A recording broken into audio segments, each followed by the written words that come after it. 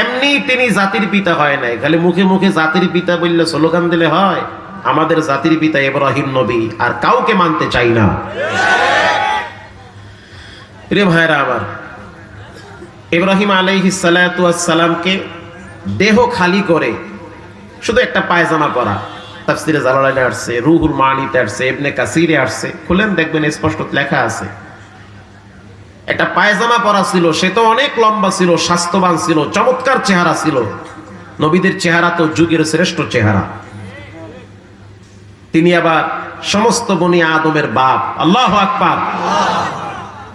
তো ইব্রাহিম নবী দাঁড়িয়ে আছে, নমরুদ বলতে আছে, এই ইব্রাহিমের বাপ, তুমি এক কাজ করো, ইব্রাহিম নবীকে উলঙ্গ করার জন্য নিজে গিয়ে পায়জামা টান দাও। কত বড় কষ্ট এটা! এটা কষ্ট না ভাই? উপযুক্ত ছেলেকে যদি উলঙ্গ করার জন্য বাবারে পাঠায় দেয়, এটা কি নরমাল কষ্ট? অনেক কষ্ট। ইব্রাহিম নবীর বাবা কেবলমাত্র পায়জামার ফিতা ধরে টান মারছে, ইব্রাহিম নবী লজ্জায় মাথা নত করেছে। আল্লাহ মনে করেছে আব্বাই বুঝি আমার পক্ষে আছে। এই বিপদে কমপক্ষে বাপ তো ছায়ার মতো থাকবে মাথার উপরে, কিন্তু গোটা পৃথিবীতে কেউ নাই। আমার বাপ দেখি আমার উল্টা হয়ে গেছে। মুফতি আমির হামজা কি অপরাধ করেছিল? সে তো একজন বিদগ্ধ আলেম ছিল, এদেশের মানুষ তাকে চিনে, বাচ্চারা চিনে। কেন তার গায়ে হাত দেওয়া হলো? কেন তাকে রিমান্ডে কষ্ট দেওয়া হইল? মাসকে মাস তাকে অন্ধকার প্রকোষ্ঠে একটা রুমে ফালায় রাখা হয়েছে। মাওলানা মামুনুল হককে কেন কষ্ট দেওয়া হয়েছে? মৃত ব্যক্তি, মৃত ভাস্কর্য, মৃত ব্যক্তিদের জন্য জীবন্ত ব্যক্তিদেরকে মারে। যে মইরা গেছে হেরে নিয়ে জীবিত ব্যক্তিদেরকে জেলখানায় ঢুকায়। এই সব কষ্টগুলো আল্লাহ তাআলা, সব রক্তগুলো আল্লাহ এক জায়গায় জমা করেছে। মরহুম আল্লামা দেলোয়ার হোসেন সাইদি রাহিমাহুল্লাহু তাআলা, এদেশের মানুষ তাকে ভালোবাসে, কোটি কোটি মানুষ তাকে দিল থেকে ভালোবাসে। ব্যক্তির জন্য না, কোনো দলের জন্য না, শুধুমাত্র কোরআনের জন্য। কেন তাকে কষ্ট দেওয়া হইল? এই সব কষ্ট আল্লাহ এক জায়গায় জমা কইরা বড় কোন শক্তির সামনে এ সমস্ত শক্তিকে পরাজিত করে নাই। ক্লাস 6-7 ছাত্র দিয়ে এদেরকে বাটাম ফাটা দিয়েছে। নিজের রান্না করা খাবার খেতে দেয় নাই। এর চেয়ে বেইজ্জতি আর কি হতে পারে? স্বৈরাচারের সবচেয়ে বড় অপরাধ ছিল সে আলেমদের গায়ে হাত দিয়েছে। এটাই তার সবচেয়ে পতনের বড় কাহিনী। ইব্রাহিম আলাইহিস সালাতু ওয়াস সালাম তিনি মাথা নিচু করে কাঁদতেছে। কেন কাঁদতেছে? সে আগুনে পড়তেছে এই জন্য না, সে কাঁদতেছে যে আমার বাপ এটা কি করলো, আমার আব্বা এটা করলো কি, বাপ হইয়া কেন আমাকে সে এরকম করলো। ইন দি মিন টাইমে হযরত জিবরাইল আইসা বলতে আছে, ইব্রাহিম আমি কি আপনার সহযোগিতা করতে পারি? আমার তো 600 ডানা আছে। ইব্রাহিম নবী যেই জবাব দিল ইতিহাসে স্মরণের অক্ষরে লেখা থাকবে। সেই নবীর সন্তান না আমরা? তার রক্ত আমাদের দেহে আছে। ইব্রাহিম নবী স্পষ্ট জবাব দিল, জিবরাইল তোমার সহযোগিতার দরকার নাই, যাও তুমি চলে যাও। তখন জিবরাইল প্রশ্ন করলো, যার সহযোগিতা দরকার তার কাছে চাও।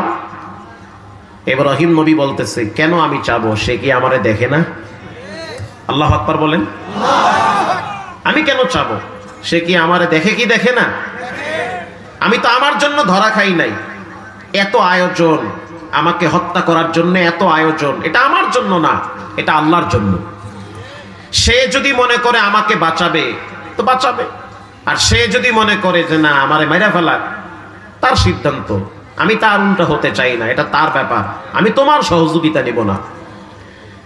জেলখানায় অনেক আলেমদেরকে অনেক অফার দেওয়া হয়েছিল, টাকার বস্তার উপরে তারা লাথি মেরেছে, স্বৈরাচারের সামনে মাথা নত করে নাই। কারণ ইব্রাহিম নবীর সন্তান, তাদের দেহে ইব্রাহিম নবীর ঈমানি চেতনা আছে না নাই? প্রিয় ভাইরা আমার,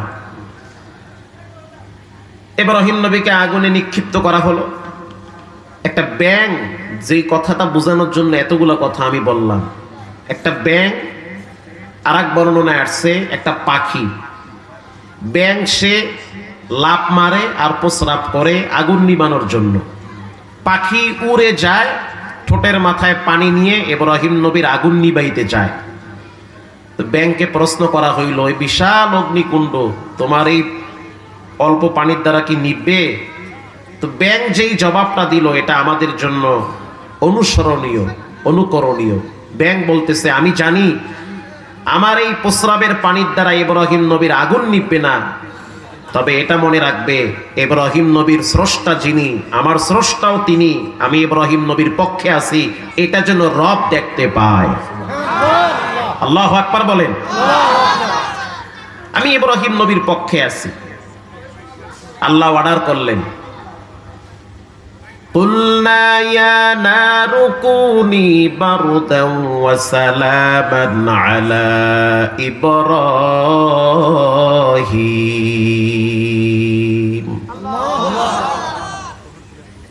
কুলনা ইয়া নারু কুনি বারদান ওয়া সালামান আলা ইব্রাহিম।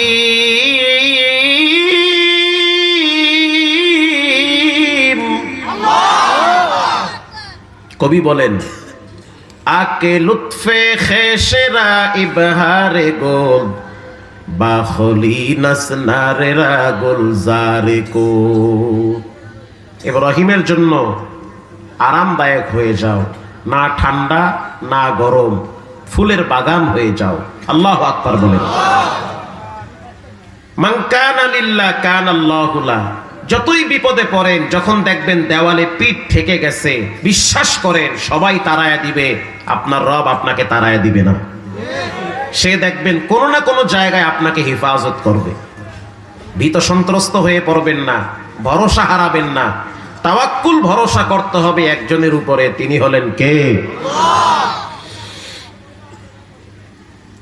প্রিয় ভাইরা আমার, আমি আপনাদের সামনে কোরআনুল কারীম থেকে সূরা বাকারার 2টি আয়াত তেলাওয়াত করেছি। খুব সংক্ষেপে কিছু কথা বলবো ধৈর্যের সহিত। আপনাদের শোনার মতো মন মানসিকতা ইচ্ছা আছে? আল্লাহ কবুল করুক। আরো জোরে বলেন। আমার আলোচ্য বিষয় হলো জান্নাতে যাওয়ার রাস্তা 2টা। অনেকগুলা রাস্তা আছে, এর ভিতরে অন্যতম 2টা। একটা হলো শুকর আর একটা হলো সবর। শুকরিয়া আদায় করলে আল্লাহ জান্নাত দেয়, আর ধৈর্য ধরলে মুসিবতে বিপদে সবর করলে বিনা হিসাবে আল্লাহ জান্নাতে পৌঁছায় দেয়। কোরআনের আয়াত দ্বারা আল্লাহ প্রমাণ করেছে, দলিল দিয়েছে। কোরআনুল কারীমের ভিতরে যতগুলো সূরা আছে, প্রত্যেকটা সূরার নাম আছে। যেমন গরুর নামে একটা সূরা আছে, আবার পিপিলিকার নামে সূরা আছে, মৌমাছির নামে সূরা আছে, এরপরে মাকড়াসার নামে সূরা আছে, আনকাবুত। এরপরে হাতির নামে সূরা আছে। আছে না নাই বলেন? আছে। আবার কিছু সূরা আছে রব্বুল আলামিন শুরুতে কসম করেছেন, যেমন সূরার নাম সূরা তিন। আল্লাহ বলেন, ওয়াত-তিনি ওয়াজ-যাইতুন ওয়া তুরি সিনিন ওয়া হাযাল বালাদিল আমিন। বান্দা করে আল্লাহর নামের কসম। একটা জিনিসের গুরুত্ব বুঝাবার জন্য বান্দা কার নামের কসম করে? আল্লাহর নামে। তো আল্লাহ করবে কার নামে? আল্লাহ করে গুরুত্বপূর্ণ বস্তুগুলোর নামে। যেমন 3 একটা ফল, কেউ যদি 3 ফল নিয়মিত খায়, আল্লাহ তাকে ভয়াবহ রোগ থেকে হেফাজত করে। জাইতুন একটা ফল, এর থেকে তৈল বের করা হয়, ক্যান্সার রোগের ঔষধ এখান থেকে বের করা হয়েছে। ওয়াতুরি সিনিনা ওয়া হাযাল বালাদিল আমিন। তুর পাহাড় বড় দামি পাহাড়। আমরা যেই সুরমা লাগাই, যদি নির্ভেজাল সুরমা হয়ে থাকে, এই কালো পাথরগুলার অংশ নিয়ে আসা হয় তুর পাহাড় থেকে। ওয়া হাযাল বালাদিল আমিন। পবিত্র নগরী মক্কা নগরীর শপথ। কোরআনের ভিন্ন এক আয়াতে আল্লাহ শপথ করেন, ওয়াল আসর ইন্নাল ইনসানা লাফি খুসর। সময়ের শপথ। সময় বড় দামি জিনিস, যে সময়কে কাজে লাগায় সে দামি হয়ে যায়, আর যে সময়টাকে পাবজি, ফ্রি ফায়ার, টিকটক দেখে দেখে নষ্ট করে, এক সময় ভিক্ষা কইরা খাওয়া লাগবে। জি, শক্তি থাকতে কর্ম করেন। যেই বাবাটা ঢাকা শহরে রিক্সা চালায়, তারও স্বপ্ন থাকে যে নিজের ছেলেটা যেন প্রতিষ্ঠিত হয়, শিক্ষিত হয়। যেই বাপ ঢাকায় ভিক্ষা করে, তারও স্বপ্ন থাকে তার ছেলেটা যেন শিক্ষিত হয়। পৃথিবীর প্রত্যেকটা বাবার স্বপ্ন থাকে তার সন্তান সফলতা অর্জন করবে, কিন্তু অনেক ছেলে মেয়েরা বুঝে না, বাবার হোটেলে খায়, বাবার টাকা মেয়েদের পিছনে নষ্ট করে। কথা কর না কা? বাবার সম্পদগুলো এদিক সেদিক নষ্ট করে ফেলে। হঠাৎ যখন বাপ মারা যায়, তখন পুরা ফ্যামিলির দায়িত্ব ঘাড়ে চলে আসে, তখন বুঝে সংসার চালাইতে কত কষ্ট হয়। আমি বাবার বড় ছেলে, জীবনে অনেক কষ্ট করছি, আলহামদুলিল্লাহ। বাবার কষ্ট আমি কাছ থেকে দেখেছি, সহযোগী হয়েছি। ঢাকা যাওয়ার আগে একটা জায়গার নাম হলো আশুলিয়া, আছে না? বাইপাইন। রাস্তার পাশে টং দোকানে দেখি বাপ ছেলে পরাটা বিক্রি করে। মাঝে মাঝে গাড়ি ব্রেক করে চা খাই, দুই একটা পরাটা খাই। গল্প করতে করতে একটা সম্পর্ক হয়ে গেছে। তো কখনো কখনো দেখি বাবায় পরাটা ভাজে, ছেলে বেলে। আবার কখনো দেখি বাবায় বেলে, ছেলে পরাটা ভাজে।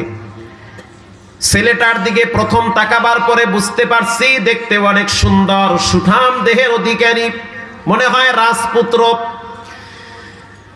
ওর বাবাকে আমি বললাম, ছেলেটাকে লেখাপড়া করাইলে তো ভালো হইতো। বাবাই বলল, হুজুর অনেক চেষ্টা করেছি, লেখাপড়া করতে ভালো লাগে না তার। আমি চিন্তা করে দেখলাম, যদি লেখাপড়া করতে ভালো না লাগে তাহলে আমার সাথে কাজ করে খা। আজাররা মোবাইল টিপে টিপে সময় নষ্ট করা যাবে না। আমি ওই সন্তানকে প্রশ্ন করলাম, সন্তান লেখাপড়া কেন করো না? সে হাসে। আবার বললাম, লেখাপড়া করতে ভালো লাগে না? কয় হুজুর ভাল লাগছিল, কিন্তু কয়দিন পরে ভূতে ধরছে, আর মন চায় না করতে, ভাল লাগে না। এখন আমি আমার বাবার সাথে কাজ করি, পরাটা বিক্রি করি, বেলি, প্রতিদিন হাজার হাজার টাকা ইনকাম করি। আল্লাহর দয়ায় ঢাকা শহরে পরাটা বিক্রি করে জমি কিনছি। দোয়া করবেন, সামনের বছর বাপ বেটা দুইজনে ওমরায় যাব। আমি কই কি এটা কেমনে সম্ভব? কহা হুজুর সম্ভব। প্রতি রাত্রে 8,000 10,000 টাকা বিক্রি করি, 4-5 হাজার টাকা লাভই থাকে।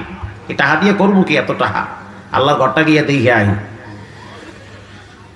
তখন আমি যুবকদেরকে বলি, কিশোরদেরকে বলি, সময় থাকতে সময়ের মূল্যায়ন করো। সময় ফুরিয়ে গেলে কেউ তোমাকে দাম দিবে না। কথা কন না কা? অনেক যুবক আছে মেয়েদের প্রেমে পাগল হয়ে জীবন যৌবন শেষ করে দেয়। ওই মাইয়ারে না পাইলে গলায় দড়ি দিয়ে মরুম। কে তুমি মরবা কা? এত তোমার মরতে মনে জায়গা, দেশে কি মাইয়ের অভাব পড়ছে? এটা গেছে, আর একটা আছে না। খোসাখুসি গুতাগুতি বাদ দাও, নষ্টামি ভষ্টামি বাদ দিয়ে যৌবনকে পবিত্র রাখো, বহিদ পন্থায় বিয়া করো, দাম্পত্য জীবন সুখময় হবে। আমার প্রশ্ন হলো, তুমি কেন মেয়েদের পিছনে ঘুরবা? তুমি যোগ্যতা অর্জন করো, দেখবা মেয়ের বাবারা তোমার পিছনে সিরিয়াল দিবে। কথা কন না কা? আমি যদি এখনো কই বিয়ে আরো 2টা করবো, মাইয়ের অভাব। আমার জায়গায় তো আমি বুঝি অভাব কদ্দুর আছে না নাই? অভাব নাই, সিরিয়ালে আছে। হ্যাঁ, আপনাকে দেখে আসবে না, আপনার সফলতার যোগ্যতা দেখে আসবে। তা আপনি লেডাইয়া বলে থাকেন কে? হ্যাঁ, লেখাপড়া করেন, সংসারের হাল ধরেন, মা বাবার মুখে হাসি ফুটান। আল্লাহর নামের শপথ করে বলি, যেই ছেলে মেয়েরা মা বাবার মুখে হাসি ফুটায়, আল্লাহ তাদের সফলতার রাস্তা বের করে দেয়। সুবহানাল্লাহ, আরো জোরে বলেন। আব্বা আম্মার সাথে ভালো সম্পর্ক রাখবেন। খালি দলা কদু দেখে আইল ওইল ভাঙ্গে দৌড় মারিয়েন না। আব্বা আম্মার সাথে ভালো সম্পর্ক রাখেন, দেখে শুনে তারা একটা আইনা দিবে। প্রিয় ভাইয়েরা আমার, এজন্য রব্বুল আলামিন সময়ের শপথ করেছেন। সময় বড় দামি, এটা ফুরায় গেলে মানুষ আর কোনোদিন পায় না। সময় থাকতে সময়ের মূল্যায়ন করেন। আল্লাহ রাব্বুল আলামিন আসমানের শপথ করেছেন, ওয়াস-সামাই যাতিল বুরুজ ওয়াল ইয়াউমিল মাউউদি ওয়া শাহিদিন ওয়া মাশহুদ।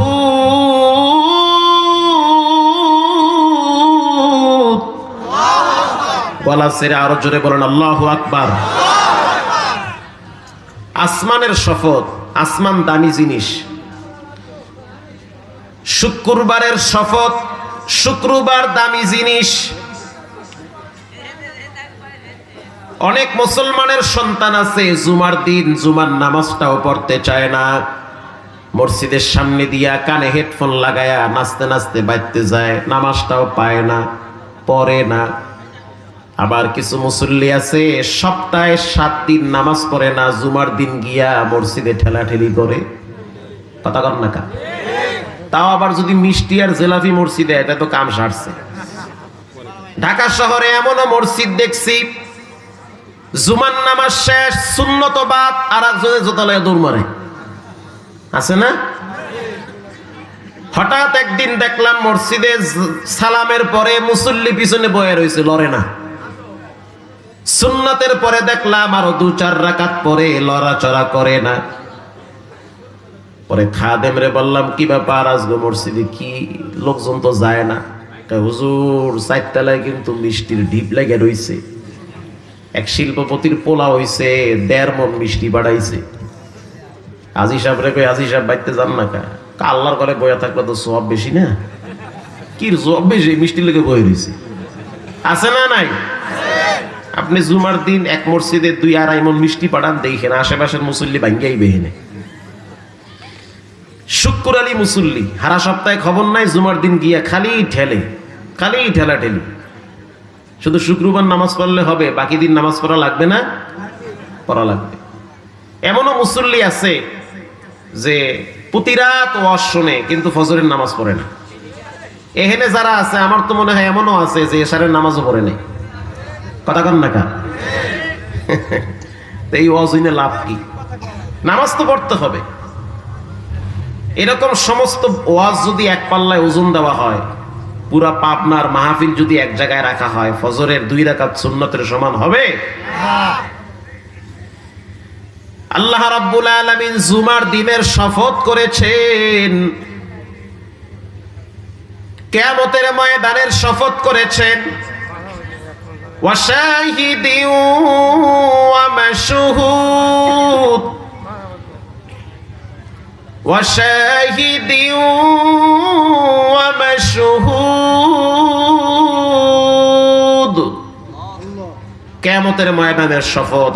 পাবলিক সোজা হয়ে যাও, বিচারের দিন কিন্তু একদিন আসবে, যেদিন সমস্ত মানুষগুলা উলঙ্গ অবস্থায় দাঁড়ায় থাকবে। কানা মিকদারুহু 50,000 সানাতিন মিম্মা তাউদ্দুন। 50,000 বছর দাঁড়ায় থাকা লাগবে, এক চুল পরিমাণ লড়তে পারবেন না।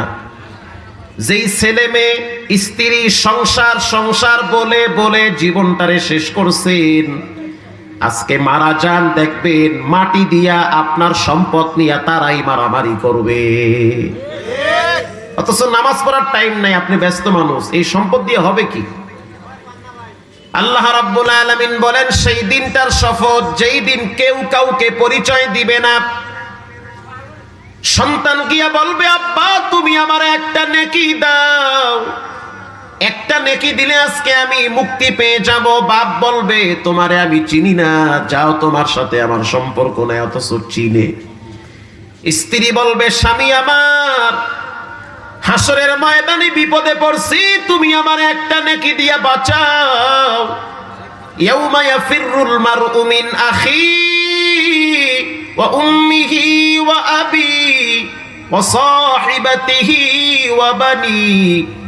ভাই ভাইয়ের থেকে আলাদা হয়ে যাবে। আচ্ছা বলেন, দুনিয়াতে এক বাপের 5টা ছেলে 5 ভাই, মাঝে মাঝে ঝগড়া হয় না?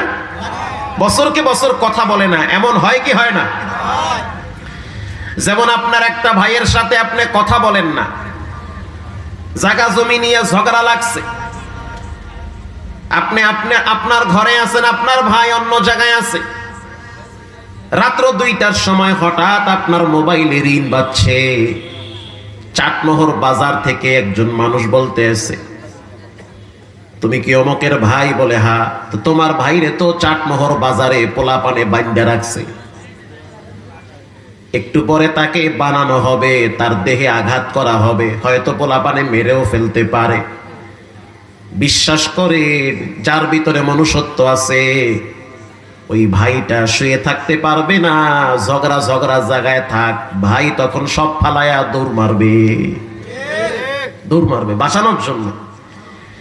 গিয়া যদি দেখে ভাইরে বান্দা রাখছে, সবাই মিলে মারতে আছে, তখন বড় ভাই বলবে সাবধান, একটা আঘাত করবি না, যা কিছু বলা দরকার আমারে বল, কিন্তু আমার ভাইয়ের গায়ে কোনো আঘাত করতে পারবা না। আমার ভাই হয়, আমার বাবার রক্ত মায়ের রক্ত আমাদের দেহে আছে।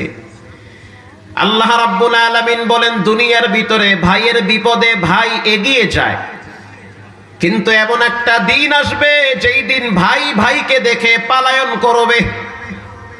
ও ভাই, তুমি আমার একটা নেকি দাও, জিহ্বাটা নাভি পর্যন্ত ঝুলে পড়েছি, পানির পিপাসায় অস্থির হয়ে গেছি। তখন ছোট ভাই অথবা বড় ভাই বলবে, যাও, তোমার সাথে আমার আজকে কোনো সম্পর্ক নাই, দূর হয়ে যাও। যখন আল্লাহ তাআলা ছেলেদেরকে ডাইকা বলবে, কিরে নামাজ কেন পড়লি না? হিসাব তো নামাজের আগে হবে। কথা কর না কা? আল্লাহর নবী বলেন, আউয়ালু মা ইউহাসাবু বিহিল আবদু ইয়াউমাল কিয়ামাতিস সালাহ। কিয়ামতের দিন সর্বপ্রথম নামাজের হিসাব নেবেন কে? আল্লাহ। দাও, হিসাব দাও নামাজে। তুরুং বুরুং চলবে না, বিড়ি খাওয়া পিডাইয়া সোদা বানাই ফেলাইবে। হিসাব দাও নামাজের আগে। তখন সন্তান বলবে, আব্বু আমার কোনো দোষ নাই। কয় কি দোষ? হের নাই, তা কার দোষ? সব দোষ হলো আমার আব্বা আর আম্মার, তাদের জন্য আমরা বেনামাজি হইছি। দলিল তো কোরআন। রব্বানা ইন্না আতা'না সাদাতানা ওয়া কুবারা'না ফাআদাল্লুনা সাবিলা। আয় আল্লাহ, আমার সন্তান, আয় আল্লাহ আমার আব্বা আম্মাকে ধরেন, একটা আওয়াজ করবেন না। একটা কথা বললে আমার বয়ান আউলায় যায়। একটা সাউন্ড নাই, একটা আওয়াজ নাই, একদম স্তব্ধ হয়ে জমে থাকবেন, কোনো আওয়াজ নাই। কষ্ট হয় আপনাদের? আয় আল্লাহ, আজকে আমার কোনো দোষ নাই, দোষ হলো আমার মা আর বাবার। বলেন তো বাবা, কোরআনের কোনো কথা কি মিথ্যা হতে পারে? আরো জোরে বলেন। তো কোরআনের কথা যদি সত্য হয়, এই কথাগুলাও সত্য, এটা ঘটবে, এটাকে অবিশ্বাস করার কোনো সুযোগ নাই। আরে ভাই, দুনিয়াতে স্বার্থে আঘাত লাগলে তো অনেক ছেলে মেয়েরা মা বাবাকে বৃদ্ধাশ্রমে পাঠায়া দেয়। মরার পরে তো পরে স্বার্থে আঘাত লাগলে অনেক ছেলে মেয়েরা মা বাবাকে পরিচয় দেয় না, আছে না নাই? তো মরার পরে তো পরে। কিয়ামতের ময়দানে সন্তান বলবে, আল্লাহ আমার দোষ নাই, দোষ আমার আব্বার। কেন? সকালবেলা প্রাইভেটে না গেলে বাবায় ধমক দিত, কোচিং এ না গেলে বাবায় ধমক দিত, পরীক্ষায় যদি নাম্বার কম পাইতাম বাবায় রাগ করত, কিন্তু ফজরের টাইমে, জোহরের টাইমে, মাগরিবের টাইমে, আসরের টাইমে আমি সন্তান বড় হয়েছি, নামাজ পড়ি না, বাবায় একদিনও ধমকও দেয় নাই, শাসনও করে নাই। করবে কেমনে? বাপ তো নিজেই নামাজ পড়ে না। যেই বাবা ছেলের সামনে বিড়ি টানে, ওই পোলা কিছুদিন পরে গাঞ্জা টানবে, এটাই স্বাভাবিক, এটাই তো স্বাভাবিক। ছেলে মেয়েরা মা বাবাকে দেখে দেখে শিখে। কিয়ামতের ময়দানে মেয়ে তার মায়ের বিরুদ্ধে মামলা দায়ের করবে। ও পর্দার ভিতরের মা বোনেরা শুনে নেন, মা বলবে আল্লাহ আপনি আমাকে বাঁচান, মেয়েটা বলবে আল্লাহ আপনি আমাকে বাঁচান। এবার মা আর মেয়েকে এক জায়গায় দাঁড় করায় দেওয়া হবে। মেয়েটা বলবে আল্লাহ আমার দোষ নাই, দোষ হলো আমার মায়ের। কেন? স্কুলে না গেলে মায়ে ধমক দিত, প্রাইভেটে না গেলে মায়ের রাগ করতো, কোচিং এ না গেলে মায়ের ধমক দিত। কিন্তু আমি উপযুক্ত মেয়ে বড় হয়েছি, 9-এ পড়ি, 10-এ পড়ি, এসএসসি পরীক্ষা দিচ্ছি, পর্দা করি না, নামাজ পড়ি না, মা একদিনও এ বিষয়ে শাসন করে নাই। ডাইরেক্ট মাকে ধরায় দিবে। তখন উপায় কি?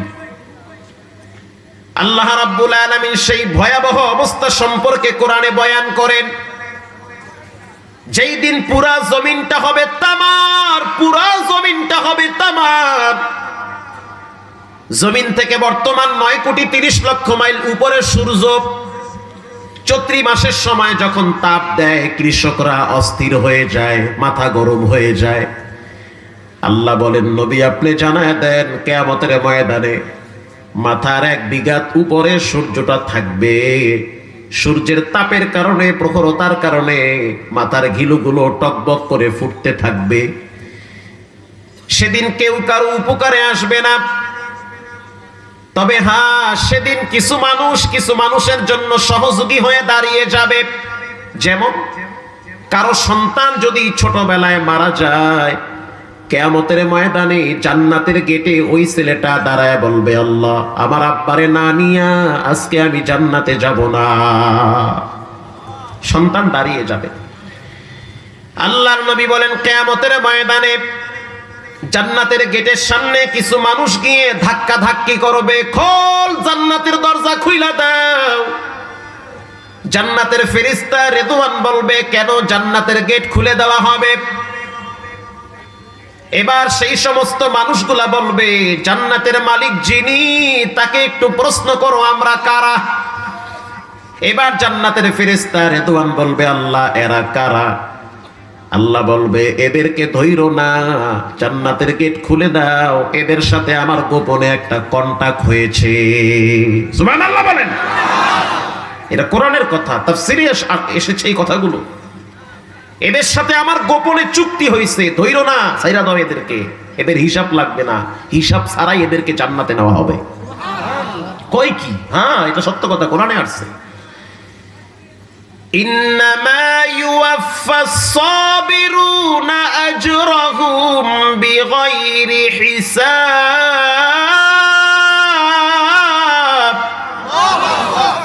কিয়ামতের ময়দানে কিছু মানুষকে আল্লাহ তাআলা হিসাব ছাড়াই জান্নাতে দিবেন। তারা কারা? যারা দুনিয়ার ভিতরে বিপদে মুসিবতে ধৈর্য ধরেছে। আল্লাহু আকবার বলে।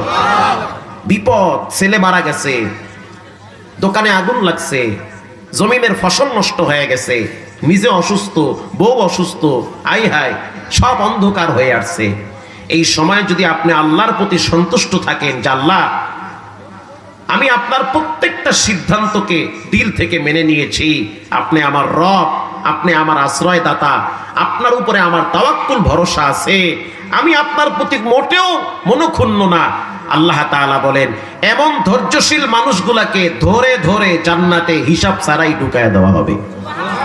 এরা ধৈর্যশীল মানুষ। জান্নাতে যাওয়ার রাস্তা দুইটা। বলেন কয়টা? 1 নম্বরে শুকর। যে ব্যক্তি নিয়ামতের শুকরিয়া আদায় করে রব্বুল আলামিন তার নিয়ামত বাড়ায় দেয়।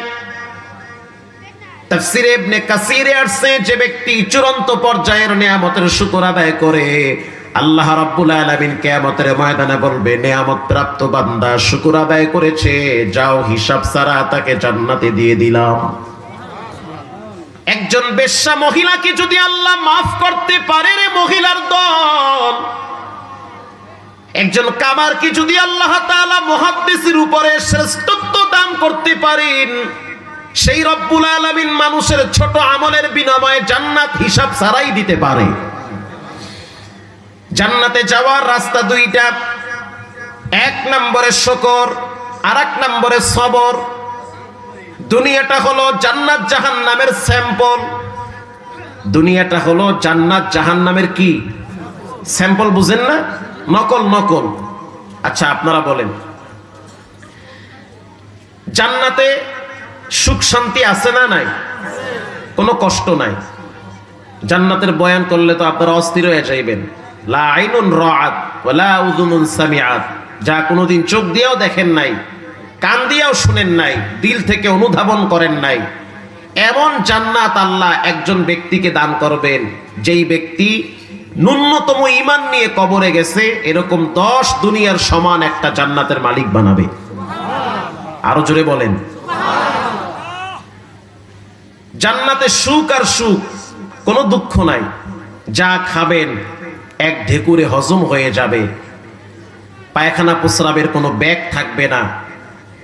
প্রত্যেকের চেহারা আল্লাহ ইউসুফ নবীর মতো সৌন্দর্য দান করবে। আল্লাহ প্রত্যেকটা জান্নাতি মানুষকে আদম নবীর মতো লম্বা বানাবে। আল্লাহ তাআলা প্রত্যেক জান্নাতি মানুষকে তাদের কণ্ঠ দাউদ নবীর মতো দান করবে। আর প্রত্যেকটা জান্নাতি মানুষকে আল্লাহ তাআলা মুহাম্মদুর রাসূলুল্লাহ সাল্লাল্লাহু আলাইহি ওয়াসাল্লামের মতো উত্তম চরিত্র, ক্যারেক্টার দান করবে। আরো জোরে বলেন। কিন্তু জাহান্নামে কষ্টের কোনো শেষ নাই, কষ্ট আর কষ্ট। জান্নাতে সুখ আর সুখ। জাহান্নামের কিছু কষ্ট দুনিয়াতে আছে, কথা কি বুঝতেছেন? জান্নাতের কিছু সুখ দুনিয়াতে আল্লাহ দিছে। যেমন যারা সফর করে, সফর মুসাফির হয়, সফরটাকে রাসূলুল্লাহ জাহান্নামের একটা অংশ বলেছে। আপনি জানেন সফরের, যারা সফরে থাকে মুসাফির, তাদের দোয়া আল্লাহ বিনা পর্দায় কবুল করে। নামাজের মতো এত দামি ইবাদত সফর অবস্থায় অর্ধেক মাফ করে দিছে। আরো জোরে বলেন। তাহলে যিনি মুসাফির তার মূল্য আল্লাহর কাছে কত বেশি, কারণ তাকে অনেক কষ্ট করতে হয়। জাহান্নামের একটি অংশ তাকে বলা হয়েছে যে এভাবে ফেস করে সে জাহান্নামের অংশ সে ফেস করতেছে। দুনিয়াতে জান্নাত এবং জাহান্নামের কষ্ট সুখ নিয়েই দুনিয়ায় চলতে হয়। আচ্ছা আপনারা বলেন, খিদা লাগলে যেই রকম লাগে, খাবার খাওয়ার পরে কি ওই রকম লাগে? খুব ভালো করে বুঝছেন। খিদা লাগার সময় একরকম লাগে, খাইলে বলেন আর এক রকম লাগে। আচ্ছা খাওয়ার পরে যদি বাথরুমে চাপ দেয় তখন আর এক রকম লাগে। বাথরুম হওয়ার পরে পুরি সুবহানাল্লাহ দেখি বুঝেন। আপনি এই জায়গায় দেখেন কষ্ট, দুঃখ, শান্তি সব রাখছে আল্লাহ। মজা, কষ্ট, সাজা সবই রাখছে। খিদা লাগলে একরকম লাগে, মাথা ঘুরায়, মেজাজ খিদা দেয়। ভাই কেমন আছে? তোর কেমন আছে? ধর, ঠিক না ভাই? ঠিক। আপনার খিদা লাগছে, ভাই আপনার ছেলে মেয়ে কয়জন? খাওয়ানোর খবর নাই, এসে ভাই জোতা থুয়ে দৌড়াইন দে। বেচারার খিদা লাগছে, খাওয়ান দাও আগে, এরপরে যা জিগার পরে জিগাও। ঠিক না ভাই? ঠিক। খিদা লাগলে মানুষের মাথা গরম হয়ে যায়। ক্ষুধা এটা মারাত্মক জিনিস, কিন্তু খিদা দিয়ে আল্লাহ মানুষকে পরীক্ষা করে। খাওয়ার পরে আর এক রকম লাগে। পুরি সুবহানাল্লাহ, আল্লাহ এই জায়গায় তো অনেক মজা রাখছে। খাওয়া শেষ করার পরে আর এক রকম লাগে। এরপরে যদি আবার বাথরুমে চাপ দেয় তো অবস্থাটা আরো কত মারাত্মক হয়। বাথরুম শেষ করার পরে আরো সিরিয়াস। আপনারা খাওয়ায় ধরে করেন, একবার আমি দিনাজপুর থেকে ঢাকায় যাইতেছি, এটা তখন আমি পঞ্চগড় বাজার মসজিদে তারাবি পড়াইতাম। ঢাকার থেকে ব্যবসায়ীরা আমাকে ওখানে নিয়েছে তারাবির জন্য। ওরা ঢাকায় থাকতো, পঞ্চগড়ের কাপড়ের ব্যবসায়ীরা, একদম কাপড় পট্টির বড় মসজিদটায় তারাবি পড়াইতাম। তারাবি শেষ, 27-এ খতম দিয়ে যাইতেছি ঢাকায়। তো বগুড়া হাইওয়ে এর পাশে হোটেলগুলো আছে না, নাই হোটেল? তো অনেকে তো জম্মের খাওয়া খায়, মানে হ্যাঁ হুশ থাকে না যে আমি রাস্তায় কয়বার ব্রেক করা লাগবে কি লাগবে না আল্লাহ জানে। খাইতে থাকে খালি, ওরে খাওয়া দই মই দুমায় মারে। সফর অবস্থায় কম খাওয়া ভালো, কথা ঠিক না? যত কম খাওয়া যায়।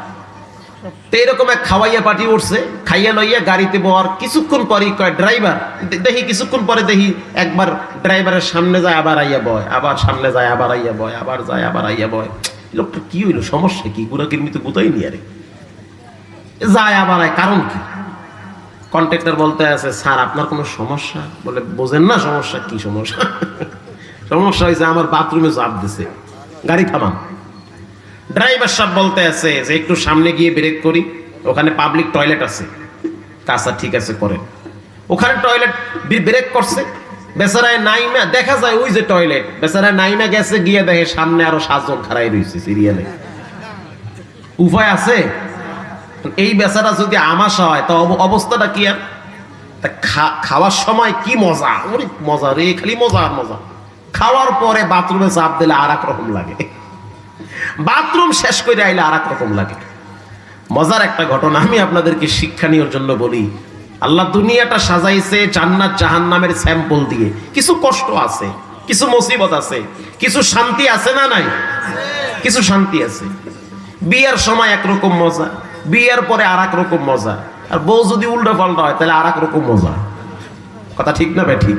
মানে মজার কোনো শেষ নাই, সাজা মজা সব এক জায়গায় রাখছে আল্লাহ। মানে আল্লাহ বুঝায় এই যে সাজা, এই মজা, এই প্যারা, এই শান্তি, এই সুখ, নানান প্যারা দিয়ে মানুষের জীবন চলতেছে। বাদশাহ উজিরকে বলতে আছে, উজির একটা সুসংবাদ আছে। কি সুসংবাদ? আমার একটা পোলা হইছে, তুমি খুশি? অনেক খুশি, আলহামদুলিল্লাহ, খুব খুশি। কেমন খুশি? কেমন লাগে? কোন খুশি কি দেখান যায়? দেখান যায়? আচ্ছা, এখানে এই যে নাটোরের কাঁচাগোল্লা আপনারা খাইছেন না? খাইছেন তো। এখন এটা কেমন লাগে আপনি কইতে পারবেন? মজা লাগে। মজাটা কি দেখান তো আমার। সম্ভব? দেখেন নেই না, সম্ভব না। আপনি খাইয়া দেখেন কেমন লাগে। আমি খুশি। কেমন খুশি? তা আমি অনেক খুশি। কইতে হইবে কেমন খুশি। বাদশাও দুনিয়ার পাজি। উজিরে কইতে আছে, বাথরুম কইতে আসার পরে যেমন খুশি আমি এমনই খুশি। বাদশা একটা, ও মাই গড, কি কইলা তুমি? এটা আমার ছেলে হয়েছে, তুমি বাথরুমের লাগে তুলনা করলা? বলে হ্যাঁ। খুশির আমি কেমনে বুঝাবো? বাথরুম কইরা আসলে আমার যেমন খুশি লাগে, আপনার পোলা হয়েছে আমি এমনই খুশি। তোমার কিন্তু আগামী শুক্রবার ফাঁসি হবে, শাস্তি হবে। বলে হোক শাস্তি। উজিরে চিন্তা করলো, বাদশারে এটা বুঝাইতে হবে আমাকে, তা না হলে সে বুঝবে না যে কেমন খুশি। উজির এক সিস্টেমে বাদশারে একটা ঘরে আটকায় রাখছে। তখন তো আর টেলিফোন ছিল না, আটকায় রাখলে তো আর বলতে পারতো না যে আমার আটকায় রাখছে, একটু বাঁচাও। সিস্টেম কইরা একটা ঘরে হান্দাইছে। বাদশা 3 দিন এখানে আপনি থাকবেন, 3 দিন পরে আপনাকে এখান থেকে ছাড়া হবে। আগের যুগে তো ঘরে বাথরুমে চাপ দিলে মানুষে বাইরে যাইতো, আর এখন বাইরে চাপ দিলে ঘরে যায়। কথা ঠিক না বে? ঠিক। দুনিয়ার অনেক কিছু পরিবর্তন হয়েছে। খাবার দিতেছে একটু পর পর, খান, যত খাবার লাগে আপনি খাইতে থাকেন, মজার মজার খাওয়ান দেয়। বাদশাহ মাশাআল্লাহ খাইতে আছে। কিছুক্ষণ পর বলতে আছে, এই উজির, আমার বাথরুমে চাপ দিতেছে, গেট খুলো। উজিরে বলতে আছে, মাত্র 1 দিন হয়েছে, আরো 2 দিন বাকি আছে, গেট খোলা হবে না। সন্ধ্যার টাইমে বলে, উজির অবস্থা খুব খারাপ, গেট খোল বেটা। বাদশা মাপ চাই, পরে আরো 2-1.5 দিন বাকি আছে। রাত্রিবেলা বলে, উজির গেট যদি না খোলা অবস্থা খুব ভয়াবহ হয়ে যাবে। তো গেট খুলে দিল। বাদশা এবার ওখান থেকে বের হয়ে রিল্যাক্সে বাথরুমে গেল, বাথরুম সাইরা এরপরে আসলো। আসার পরে বলতেছে, আলহামদুলিল্লাহ। উজির বলতে আছে, কেমন লাগে? উজির, কি যে শান্তি লাগতে আছে, আল্লাহু আকবার, এ কি শান্তি, ওরে সুবহানাল্লাহ, এ তো মহা শান্তি। এতক্ষণ আমি তো পাগল হয়ে গেছি, মনে হয় জাহান্নামে জ্বলতে আছি আমি। কি এক অবস্থা, শরীর ঘামাইতেছে, চেহারা লাল হয়ে গেছে, মনে হইতে জাহান্নামে হালাইছে আমারে। বাথরুম শেষ করে আসছি, রিল্যাক্স ফিল হচ্ছে, গোটা দুনিয়া নতুন নতুন মনে হইতেছে। উজিরে কয়, বাদশা এইটাই তো আমি কইছি। আল্লাহু আকবার বলেন। তো বলেন, দুনিয়াতে কষ্ট শান্তি আছে না নাই? আছে। এজন্য রব্বুল আলামিন বলেন, ইয়া আইয়ুহাল্লাযীনা আমানুস্তাঈনু বিস-সাবরি ওয়াস-সালাহ। হে ঈমানদারেরা, আল্লাহর কাছে সাহায্য চাবা 2টা জিনিসের মাধ্যমে। 1 নম্বরে আল্লাহর কাছে সাহায্য চাবা নামাজের মাধ্যমে। 2 নম্বরে ধৈর্যের মাধ্যমে। দোয়া করবা, সাথে সাথে ফলাফল পাবা, ব্যাপারটা এমন না। মুমিনের কোন দোয়া রব্বুল আলামিন ফিরায়া দেয় না। সুবহানাল্লাহ বলেন। মুমিনের দোয়া আজ না হয় কাল কবুল হয়ে যায়। ইব্রাহিম নবী হাজার হাজার বছর আগে বাইতুল্লাহকে সামনে নিয়ে দোয়া করেছিল, ও আমার রব আল্লাহ, এমন একটা জায়গায় আমার সন্তান আর স্ত্রীকে রেখে দিলাম যেখানে খাবার নাই, পানি নাই, শুধু পাথর আর বালু আর পাহাড়। আয় রব্বে কারীম, তুমি ফল ফলাদির ব্যবস্থা করে দাও। রব্বি জাআলনি মুকিমাস সালাতি ওয়া মিন যুররিয়্যাতি রব্বানা ওয়া তাকাব্বাল দুআ। কি চমৎকার দোয়া করলেন ইব্রাহিম নবী। যেখানে কোনো ফল ফলাদি ছিল না, সেখানে কিছুদিন পরে রব্বুল আলামিন দোয়া এমন কবুল করেছে, পৃথিবীর কোন দেশে যদি ফল না পাওয়া যায়, তায়েফের ময়দানে ফলের কোনো অভাব থাকে না। সুবহানাল্লাহ বলে। পৃথিবীর কোন রাষ্ট্রে যদি ফল না পায়, তায়েফের জমিনে আল্লাহ এর চেয়ে বেশি ফল দান করেছে। ইব্রাহিম নবী বাইতুল্লাহকে কমপ্লিট করেছে, তার সাথে তার সন্তান বাইতুল্লাহকে নির্মাণের জন্য বাবাকে সহযোগিতা করেছে। ও সন্তানের বাপ, যখন আপনি আল্লাহর ঘর বানাইবেন অথবা কোনো ভালো কাজ করবেন, তখন সন্তানকেও সাথে রাখেন, কারণ আপনার দেখাগুলো সন্তান দেখে দেখে শিখবে। আপনার মৃত্যুর পরে সন্তান এই কাজগুলো আল্লাহর জন্য করবে। এবার ইব্রাহিম নবী বাইতুল্লাহ নির্মাণ করার পরে আল্লাহর দরবারে একটা দোয়া করলেন। কি করলেন? ভালো একটা কাজ করার পরে দোয়া করা লাগে, যেটা আল্লাহ কবুল করে। আল্লাহর দরবারে দোয়া করলেন, রব্বানা ওয়া বা'আথ ফীহিম রাসূলাম মিনহুম ইয়াতলু আলাইহিম আয়াতি। আল্লাহু আকবার বলেন। আয় আল্লাহ, আপনি আমার বংশের ভিতরে একজন রসূল পাঠান। কি পাঠান? দোয়া কি? ওরে সুবহানাল্লাহ। আপনি দোয়া করেন, আল্লাহ আমার পোলারে এই দাও, এই দাও, খালি দেও আর দাও, পোলারে দিয়ে উল্টোই হেলাও সব। আর ইব্রাহিম নবী দোয়া করে, আল্লাহ তুমি আমার বংশের ভিতরে একজন নবী পাঠাও, যেই নবী মানুষকে কোরআন শিক্ষা দিবে, হিকমত শিক্ষা দিবে, জ্ঞান শিক্ষা দিবে। এই দোয়াটা রব্বুল আলামিন এমন ভাবে কবুল করেছেন, প্রায় 3000 বছর পরে ইব্রাহিম নবীর দোয়ার ফসল হিসাবে আপনার আমার নবী মুহাম্মদকে আল্লাহ দুনিয়ায় পাঠাইছে। ইব্রাহিম নবীর দোয়া ছিল মুহাম্মদুর রাসূলুল্লাহ দুনিয়াতে আসার পিছনে।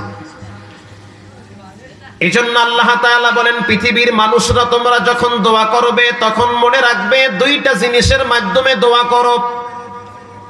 1 নম্বরে নামাজ, 2 নম্বরে ধৈর্য। নামাজ আর ধৈর্য দুইটা জিনিস যদি থাকে, সেই দোয়াটা কবুল করবেন কে? বেশি বেশি দোয়া করবে। ধৈর্য এক দামি সম্পদ। আল্লাহর নবীর মতো শ্রেষ্ঠ ধৈর্যশীল পৃথিবীতে কেউ ছিল না।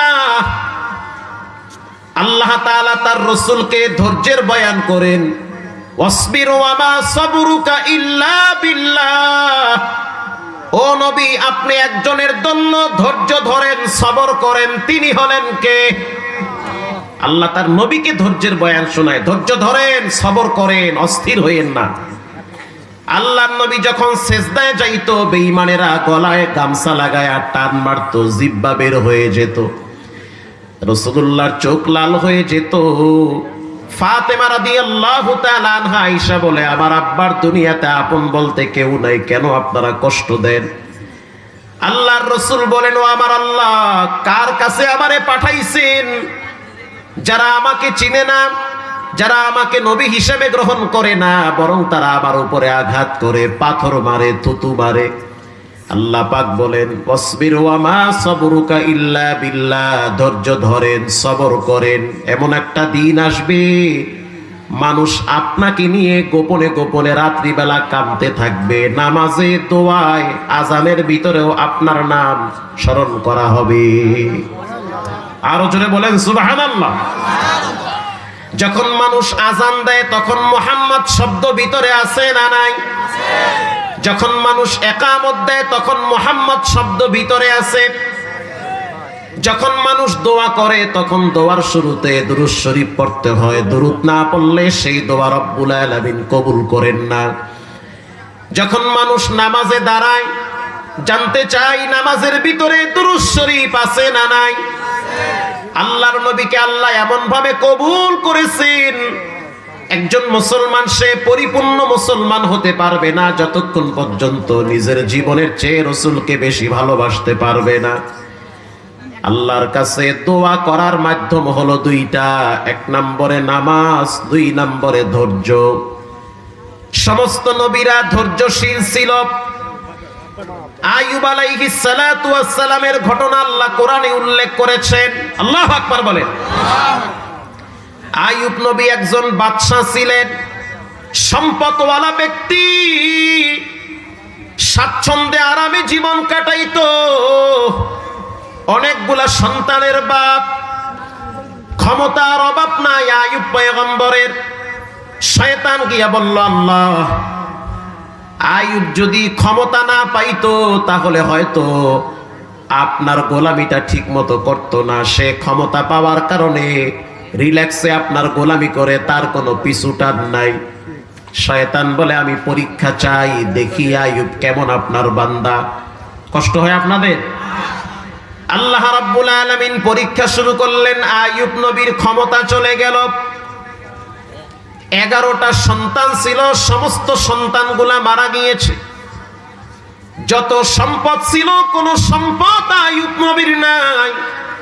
সন্তান নাই, সম্পদ নাই, কিছুই নাই।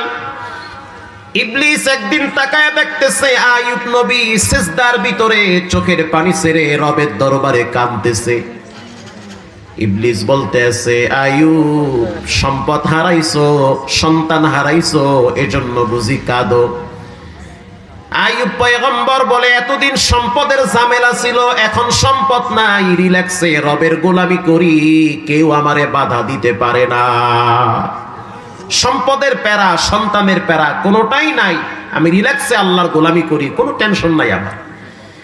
ইবলিস শয়তান বলল, রব্বুল আলামিন, আইয়ুব তো সুস্থ আছে, যার কারণে তোমার গোলামি করে। যদি অসুস্থ হইতো তাহলে অধৈর্য হয়ে যাইতো। আল্লাহ রাব্বুল আলামিন আইয়ুব পয়গম্বরকে অসুস্থ বানায় দিয়েছেন। সারা শরীরের ভিতরে ছোট ছোট ফোড়া উঠছে, বাগি উঠছে, চুলকানি শুরু হয়ে গেছে। যেইটায় আঙ্গুল লাগায় ওটা আস্তে আস্তে পচে যায়। কিছুদিন পরে সারা শরীর পচন ধরে গেছে। এলাকার মানুষ বলে, গন্ধ আসতেছে, পচন ধরছি। আইয়ুব পয়গম্বরকে জঙ্গলার ভিতরে ফালায়া রাখছে। যতগুলো বিবি ছিল সবাই আইসা বলে, আমাদেরকে তালাক দিয়ে দেন, আপনার সংসার আমরা করতে চাই না। আইয়ুব পয়গম্বর বিবিদেরকে তালাক দিয়ে দিলেন। একজন বিবি, যার নাম ছিল রহিমা, যার দেহের ভিতরে নবীদের রক্ত ছিল, মাথার কিনারায় দাঁড়ায় বলতেছে, আইয়ুব পয়গম্বর, আমি তালাক চাই না, আপনার এই কষ্টের দিনে আপনার পাশে থাকতে চাই। সবাই গেছে গেছে, কষ্টের দিনে বোঝা যায় কে প্রকৃত বন্ধু। যতদিন আপনার ক্ষমতা ছিল, টাকা ছিল, আপনার পাশে আমরা ছিলাম। এখন আপনার ক্ষমতা নাই, টাকা নাই, সন্তান নাই, অসুস্থ মানুষ, দেহ থেকে পচন ধরে গেছে। আজ কষ্টের দিনে আপনার পাশে থাকতে চাই, আপনাকে রেখে যেতে চাই না। আইয়ুব পয়গম্বর বলল, তাহলে ঠিক আছে, তুমি আমার সাথে থাকো। ঘটনাক্রমে একদিন আইয়ুব পয়গম্বর তাকায় দেখতেছে তার শরীরের গোস্তের ভিতরে পোকা লাইগে গেছে। বানোয়াট কোনো কিচ্ছা কাহিনী না, কথাগুলো কোরআনে উল্লেখ করা হয়েছে। যখন শরীরে পোকা ধরছে, আইয়ুব পয়গম্বর তখনও মন খারাপ করে নাই, ধৈর্য ধরে আছে। একটা বারও বলেন, আল্লাহ, আমার কষ্ট হয়, কেন আপনি আমার এত ভয়াবহ বিপদে ফালায়া রাখছে। একদিন একটা পোকা মাটিতে পড়ে গেছে, গোস্ত কামড় দিতে গিয়া মাটিতে পড়ে গেল। আইয়ুব আলাইহিস সালাতু ওয়াস সালাম সেই পোকাটাকে উঠাইয়া এরপরে আবার সেই গোস্তের উপরে তুলে দিয়া বলতে আছে, হে পোকা, আল্লাহ পাক আমার গোস্ত তোমার জন্য রেজেক রাখছে, কেন তুমি মাটিতে? আমার গোস্ত খাও আর রবের শুকরিয়া আদায় করো। আল্লাহু আকবার। ধৈর্য কাকে বলে? ধৈর্যশীল কত মানুষ দেখবেন হসপিটালে আছে, অনেক কষ্টে আছে, তারপরও ধৈর্য ধরে আছে। কিছুদিন পরে আইয়ুব পয়গম্বর দেখলো যে তার জিহ্বায় একটা পোকা কামড় লাগায় দিছে। যখন জিহ্বার ভিতরে পোকায় কামড় লাগাইলো, আইয়ুব পয়গম্বর ওই দিন চোখের পানি ছেড়ে কান্না শুরু করে দিয়েছে। এর আগে প্রতিদিন জিবরাইল এসে প্রশ্ন করল, আইয়ুব আপনি কেমন আছেন? প্রতিদিন আইয়ুব পয়গম্বর মুখে হাসি দিয়া বলতো যে আলহামদুলিল্লাহি আলা কুল্লি হাল, আমার রব আমারে সর্ব অবস্থায় ভালো রাখছে। কিন্তু আজকে যখন জিহ্বায় পচন ধরেছে, জিহ্বার ভিতরে পোকা লাগছে, আইয়ুব পয়গম্বর চোখের পানি ছেড়ে দিয়ে বলে, আল্লাহ এতদিন আমার দেহে পোকা লাগছে, কষ্ট লাগে নাই, আজ যখন আমার জিহ্বায় পোকা লাগছে আমি সহ্য করতে পারি না, কারণ আমি জিহ্বা লড়ায়া লড়ায়া আল্লাহর জিকির করতাম। আল্লাহর জিকিরে এত মজা, এত শান্তি, এই শান্তি আগে পাইতাম, এখন পাই না, কারণ এখন আমার জিহ্বার ভিতরে পচন ধরেছে, পোকা লাগছে। আল্লাহ রাব্বুল আলামিন 18 বছর পর্যন্ত আইয়ুব নবীরে রোগাক্রান্ত করে জংলায় রাখছে, কষ্টে কষ্টে তার জীবন কেটেছে। ঘটনাক্রমে একদিন তার স্ত্রী আইয়ুব নবীর খাবার জোগানোর জন্য অনেক দূরে চলে গেছে। লম্বা ইতিহাস। ধৈর্যশীল মানুষ কাকে বলা হয় শুনে নেন। ধৈর্যশীল মানুষদের সাথে আল্লাহ থাকে। একজন আপনারে গালি দিছে, গালি দিয়েন না, একটু ধৈর্য ধরেন। কেউ আপনার গীবত করতে আছে, ধৈর্য ধরেন। আপনারে কেউ কষ্ট দেয়, ধৈর্য ধরেন। আপনি যদি সবর করেন, আপনার প্রতিবাদ করবে একজন, তিনি হলেন কে?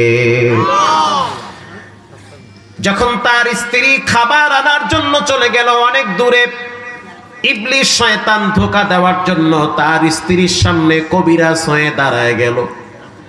স্ত্রীর সামনে কবিরাজ হয়ে ইবলিস দাঁড়ায় বলতে আছে, ও নবীর স্ত্রী রহিমা, আমি তোমার স্বামীকে সুস্থ করতে পারি, তবে শর্ত একটা, তুমি যদি আমাকে একটা বার সিজদা দাও, তোমার স্বামীর চিকিৎসা আমি করব। বলেন নাউজুবিল্লাহ। রহিমা বলতে আছে, আমার বিবি, আমার স্বামী তো একজন নবী, আমি তার কাছ থেকে জেনে আসি যে তোমার কদমে সিজদা করা যাবে কিনা। এবার রহিমা যখন চলে গেল, স্বামীর কাছে গিয়া বলল, পয়গম্বর আপনি সুস্থ হয়ে যাবেন, তবে এক কবিরাজের পায়ে সিজদা করা লাগবে, সেটা আমাকে বলেছে, আমি আপনাকে জানাবার জন্য আসছি। বলার সাথে সাথে আইয়ুব পয়গম্বরের রক্ত গরম হয়ে গেছে। তিনি তো তাওহীদের বার্তাবাহক। স্ত্রীকে বলতে আছে, ও বিবি আমার, তুমি কেন প্রতিবাদ করলা না? তোমার তো উচিত ছিল সেখানে প্রতিবাদ করা, কারণ আল্লাহ বলেছেন জীবন চলে গেল, কোনো বেঈমানের পায়ে সিজদা করা যাবে না, পৃথিবীর কারো কদমে সিজদা করা যাবে না। কপাল এবং সিজদা পাওয়ার উপযুক্ত একজন, তিনি হলেন কে? তুমি কেন প্রতিবাদ করো নাই? যেদিন আমি সুস্থ হয়ে যাব, সেদিন তোমাকে আমি 100 বেতের আঘাত করব। আল্লাহর একজন নবী এটা সহ্য করতে পারে নাই যে কেন আমার বিবি শয়তানের প্রতিবাদ করে নাই।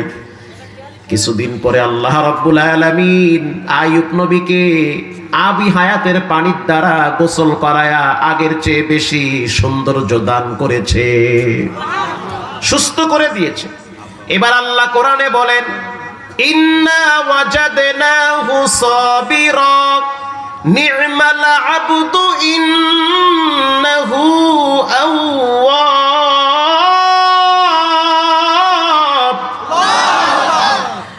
আল্লাহ বলেন, আমার সবের বান্দা আইয়ুব, ধৈর্যশীল বান্দা, এত মুসিবতে থাকার পরেও সে কখনোই বলে নাই যে আল্লাহ এত মানুষ তুই আমার এত কষ্ট কেন দাও। ময়মনসিংহ একটা বিভাগ আছে, পাশে একটা থানার নাম হলো তারাইল থানা। ওই এলাকার একজন প্রতিবন্ধী মানুষের নাম হলো ফয়জুর রহমান। প্রতি বছর তার বাড়িতে একটা মাহফিল করে। সে একজন আল্লাহর ওলি। কেমন আল্লাহর ওলি? 32 বছর পর্যন্ত বিছানায় পড়ে আছে, বসতেও পারে না, দাঁড়াইতেও পারে না। যখনই তার চেহারার দিকে তাকাবেন, মনে হবে চেহারায় নূর চমকাইতেছে, হাসি খুশি চেহারা। গেলাম তার বাড়িতে বয়ানের জন্য। সে আমাকে টেলিফোনে বলেছে, হুজুর আমি একজন প্রতিবন্ধী মানুষ, আমি একজন ধৈর্যশীল মানুষ, আপনি আমাকে দেখলে আশ্চর্য হয়ে যাবেন যে আমি কেমন, আল্লাহ আমারে কেমনে বানাইছে আর আপনারে আল্লাহ কেমনে বানাইছে। আল্লাহর জাত এবং সিফাতের কসম করে বললাম, এটা ভিডিও হইতেছে, গোটা বাংলাদেশে ছড়িয়ে যাবে। তারাইলের একটা এলাকার নাম হলো সুবিদখালী এলাকা, সেখানে হলো ফয়জুর রহমানের বসবাস। গেলাম দেখার জন্য, বিশাল মাহফিল। গিয়া দেখলাম সে একটা তক্তার উপরে শুয়ে আছে, একটা চাদর দিয়া ঢাকা, কাপনের কাপন তার দেহের উপরে জড়ানো আছে। আমি যখন তার চেহারার দিকে তাকাইছি, কপালের ভিতরে সিজদার দাগ আমি দেখছি। আমি বললাম, যেই লোকটা দাঁড়াইতে পারে না, বসতে পারে না, সে আবার কেমনে সিজদা দেয়? ফয়জুর রহমান জবাব দিল, হুজুর আমি সিজদা কেমনে দেই? আমি একজনকে বলি, তোমরা মাটি আইনা আমার সামনে ধরো আর আমার কপালটা মাটিতে ঠেকায়া দাও, আমি যেন মাটিতে সিজদা দিয়ে আল্লাহরে দেখাইতে পারি। আমি তাকে বললাম, আপনার কি কষ্ট হয় না? চোখের পানি ছেড়ে দিয়ে বলল, কষ্ট তো দুনিয়ার কষ্ট কিছুই না হুজুর, কারণ আল্লাহর রাসূল বলেছেন কবরের প্রথম রাত হবে ভয়ঙ্কর রাত। কবরের আযাবের তুলনায় এই দেহের কষ্ট কোনো কিছুই না। আল্লাহ যেহেতু মানুষ বানাইছে আর আমি প্রতিবন্ধী, আমার শক্তি নাই যে আমি দাঁড়ায় আল্লাহরে সিজদা দিব, নামাজ আদায় করব। 32 বছর পর্যন্ত এভাবে মাটির সাথে পড়ে আছি। একটা বারের জন্য আমি বলি নাই যে আল্লাহ তুমি আমার এত রোগ কেন দিছো। শুধু বারবার বলি, আল্লাহ দুনিয়ার কষ্ট যত আছে দাও, মরার পরে আর আমারে কষ্ট দিও না। প্রিয় বাবারা, প্রিয় ভাইরা আমার, কবরের আযাব থেকে নিজে বাঁচেন, নিজের ছেলে মেয়েদেরকে বাঁচান। আল্লাহর কাছে চাওয়ার মাধ্যম হলো দুইটা, একটা হলো নামাজ আর একটা হলো ধৈর্য। এই দুইটা জিনিসের মাধ্যমে আল্লাহর কাছে চান। প্রত্যেকটা জিনিসের ক্ষেত্রে ধৈর্য ধরবেন। কখনো কখনো মা বাবার ক্ষেত্রে ধৈর্য ধরা লাগে। মা বাবা বুড়া বুড়ি হয়ে গেলে তাদের রাগ অনেক বেশি উঠে, মেজাজ গরম হয়ে যায়, অধৈর্য হয়ে গালি দিয়েন না, ধৈর্য ধরেন। যদি ধৈর্য ধরেন, আপনার নামটা আল্লাহ সওয়াবের বান্দার খাতায় লিখে দিবে। ধৈর্য ধরেন, রাগ করেন না। আমি আপনাদের সামনে একটি ঘটনা বলে দোয়া করে বিদায়ের দিকে চলে যাব। পৃথিবী বিখ্যাত একজন মুহাদ্দিসের নাম হলো মালিক ইবনে দিনার। আল্লাহু আকবার। বিখ্যাত মুহাদ্দিস মালিক ইবনে দিনার। পৃথিবীতে এমন কোন আলেম নাই যে তার নাম জানে না, তার ইতিহাস পড়ে নাই, তার কিতাবাদি পড়ে নাই। মালিক ইবনে দিনার তিনি হজের সফরে চলে গেলেন হজ করার জন্য। হজের কাজ কমপ্লিট করে হাতিমে কাবার পাশে তিনি চাদর গায়ে দিয়ে শুয়ে আছেন। সেই রাতটা ছিল জুমার রাত। আজ যেমন জুমার রাত, দোয়া কবুলের রাত। মানুষ ভালো কাজ করলে স্বপ্নেও ভালো কিছু দেখে, খারাপ কাজ করলে স্বপ্নে খারাপ অনেক কিছু দেখে।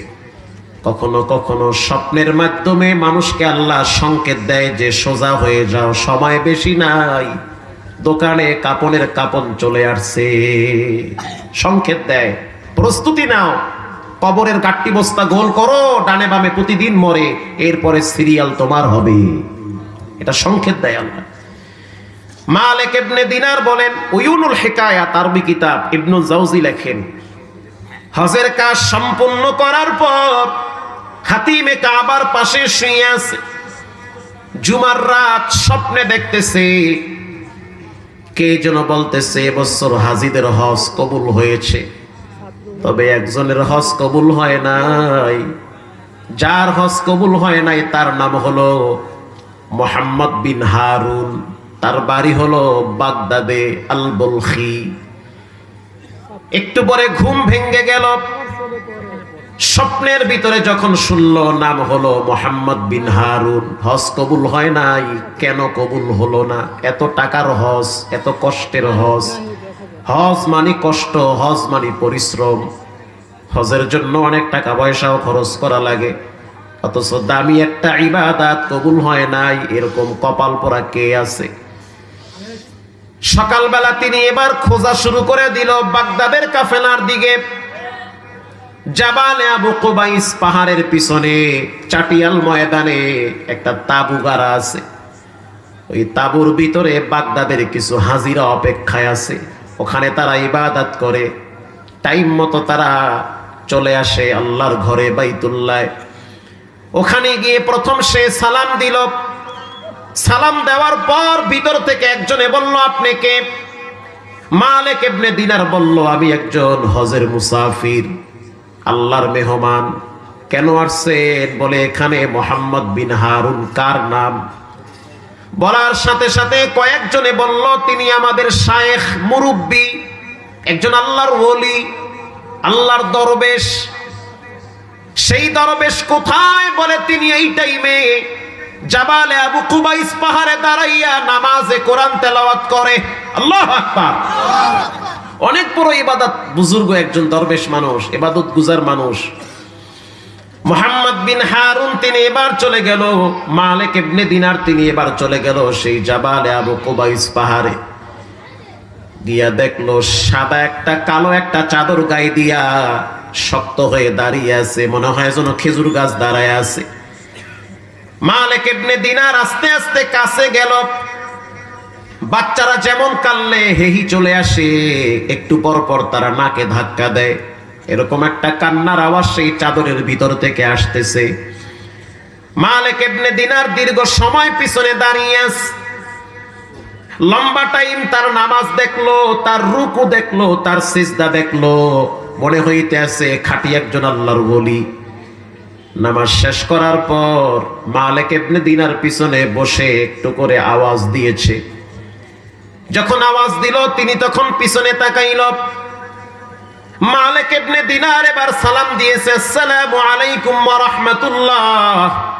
সালাম দেওয়ার সাথে সাথে মুহাম্মদ বিন হারুন সালামের জবাব নিয়ে বলল, আপনি কে ভাই? উত্তর দিল, আমার নাম হলো মালিক, আব্দুল মালিক ইবনে দিনার। বাবার মুখে শুনছি মালিক ইবনে দিনার একজন আল্লাহর ওলি, মুহাদ্দিস মানুষ। আপনি কি সে? বলে, হ্যাঁ।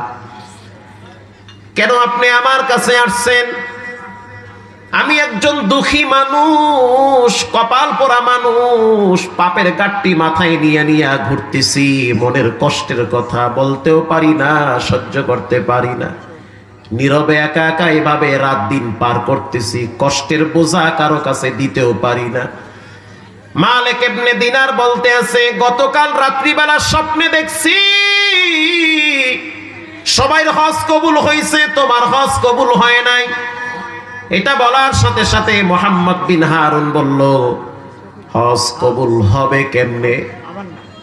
হজ কবুল না হওয়ার অন্যতম একটি কারণ হলো মায়ের সাথে আমি বেয়াদবি করছি। মায়ের সাথে বেয়াদবি করার কারণে রব তার রহমতের চাদর ছিঁড়া ফেলাইছে। আল্লাহু আকবার। আমার দিকে রহমতের দৃষ্টি আল্লাহ দেয় না, মনের শান্তি চলে গিয়েছে, জীবনটা অন্ধকার হয়ে আসছে। এমন একটা জায়গায় বেয়াদবি করছি যেখানে বেয়াদবি করলে নামাজ রোজা নষ্ট হয়ে যায়, যেই জায়গাটায় বেয়াদবি করলে আল্লাহ নারাজ হয়, যেখানে বেয়াদবি করলে জীবনটা সংকীর্ণ হয়ে যায়। পাওয়ার হাউসের সাথে বেয়াদবি করছি। মালিক ইবনে দিনার বলে, কেমনে বেয়াদবি করলা? মুহাম্মদ বিন হারুন বলে, আজকে 30 বছর পর্যন্ত আমি এই বাইতুল্লাহ আইসা লাব্বাইকের আওয়াজ দেই। যতবার আমি বলি লাব্বাইক, কে যেন আমারে কানে বলে লা লাব্বাইক, তোমার লাব্বাইক কবুল হয় নাই। আল্লাহু আকবার। গভীর রাত দোয়া কবুলের টাইমে দিলের কান লাগায় শোনেন। যার আব্বা আম্মা নাই, চোখ বন্ধ করে আল্লাহর দরবারে মা বাবার জন্য চোখের পানি ছেড়ে কাঁদেন। এই সম্পদ হারায় ফেলাইলে জীবনে আর পাবেন না। মা বাবা এক অমূল্য সম্পদ, ওখান থেকে দোয়া নিয়ে নিজের জীবনটারে সুন্দরভাবে চালান। ওই জায়গায় প্যাচ লাগছে, পুরা জিন্দিগি শেষ, মরার পরেও শেষ। বিশ্বাস করেন সমাজে শান্তি পাবেন না, মূল্যায়ন পাবেন না, টাকা কামাবেন ঠিক কিন্তু শান্তি আসবে না। এক সময় দেখবেন ছেলে মেয়েরা আপনার সাথে বেয়াদবি করবে। আমার থিওরি হলো, কে রাগ করলো, কে বেজার হইল, মা যদি পতিতালয়ের বেশ্যাও হয় তারপরও তাকে মাথায় নিয়ে নাচতে হবে। কথা ঠিক না বে ঠিক? বাপ যদি সমাজের সবচেয়ে খারাপ হয়, তারপরও সে আমার আব্বা, তার সাথে বেয়াদবি করা যাবে না। সে আমার বাপ, পৃথিবীর সব একদিকে, আব্বা আম্মা একদিকে। এটা আমার থিওরি, এটা আমার ব্যক্তিগত মত। শান্তি ভাই আলহামদুলিল্লাহ। মালিক ইবনে দিনার বলল 30 বছর পর্যন্ত লাব্বাইক বলেন, আর উপর থেকে আওয়াজ হয় লা লাব্বাইক, তার মানে আপনার লাব্বাইক কোনো প্রয়োজন নাই আল্লাহর, আপনি যান গা, কিসের লাব্বাইক।